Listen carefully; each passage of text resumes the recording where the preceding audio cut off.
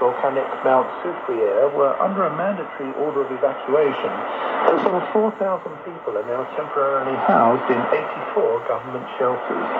It's anticipated that in total some 16,000 people will need to evacuate.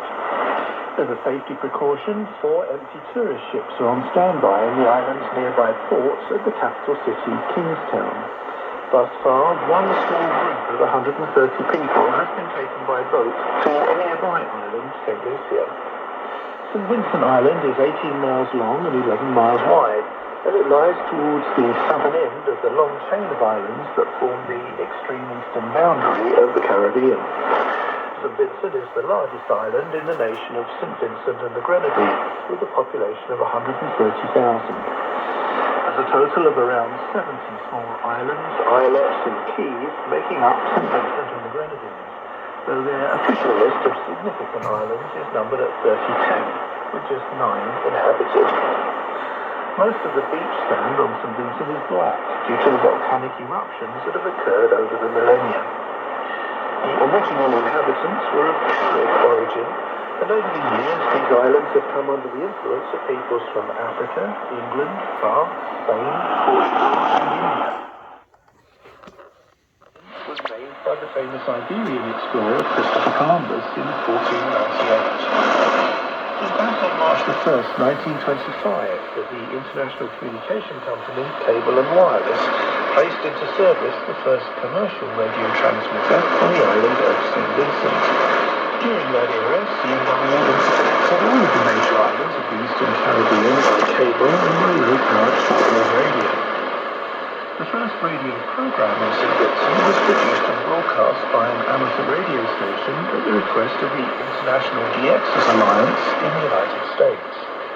That special one-time only broadcast went on the air at midnight on Friday night, May 26, 1939.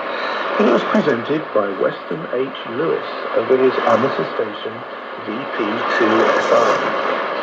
In the pre-war era, it was a common procedure for amateur radio operators to broadcast feature music in entertainment and international programs, and generally no special licensing was required. The 1939 broadcast from VP2SA on St. Vincent Island was directed to the United States on 7108 kHz. 42.21 meters, in what was described as the 40-meter amateur radio band.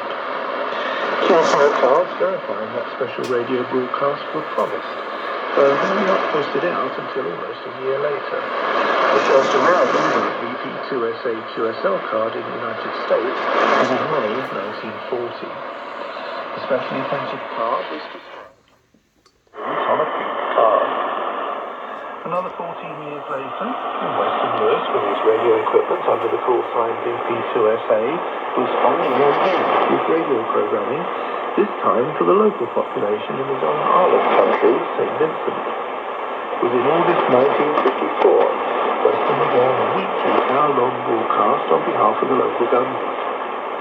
Each broadcast was made up in quarter-hour segments, containing news, sports, music, talks and religious information. These broadcasts were on the air each Sunday from 2100 to 2200 local time with 400 watts on 3336 kHz. These preliminary amateur radio program broadcasts on St. Vincent ended in 1957 with the intent that some form of local radio broadcasting would be implemented. However, in the meantime, radio links to the Eastern Caribbean were taking a different turn. 4 of the nearby Windward Island nations, Bermuda, Dominica, St. Lucia, and St. Vincent, began planning a new combined radio service. Under this system, the Windward Islands Broadcasting Service, WRMI Grenada, began to provide a daily tropical shortwave. 3 other island nations in 1954. Each of these 4 countries then rebroadcast the combined programming of tropical shortwave to their own populations. At the end of each relay of the combined programming, the 4 local shortwave stations presented their own local programming to their own people. We suggest that the internal local shortwave service on the other 3 islands was initially provided by the already operational C&W transmitters.